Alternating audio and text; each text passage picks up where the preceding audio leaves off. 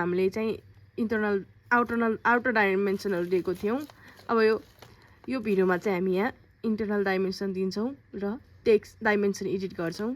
त्यसको लागि हामी यहाँ इन्टरनल डाइमेन्सन दिनको लागि डाइमेन्सनमा गएर लिनियरमा गएर हाम्रो यो पोर्सनदेखि यो पोर्सनसम्मको डाइमेन्सन दिने, फेरि डाइमेन्सनकै लिनियरमा गएर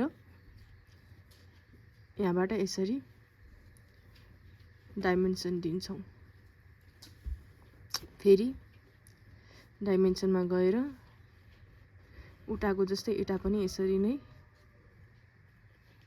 डाइमेन्सन दिन्छौँ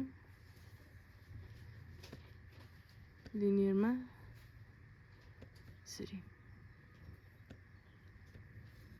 अनि हामी यो माथिको डाइमेन्सन दिइरहेको कपी गर्छौँ यसरी सेलेक्ट गरेर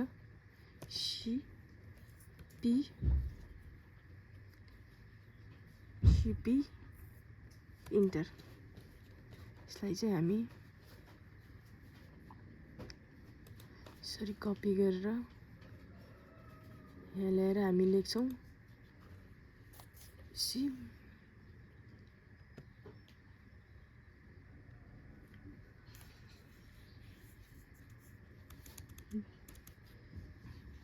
दस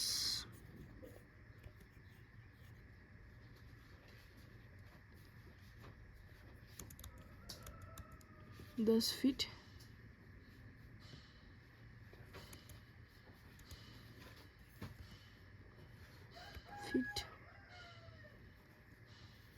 कमा हाम्रो कति छ यहाँको 11 फिट 9 इन्च।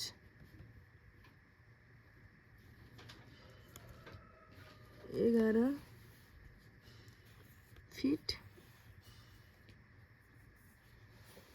आइफोन राखेर आइफोन 9 इन्च।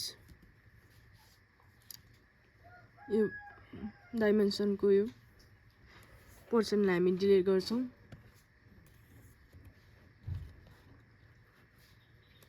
यसलाई हामी माथि सार्छौँ इन्टर मुभ गरेर यसरी बिचमा ल्याएर मिलाउँछौँ।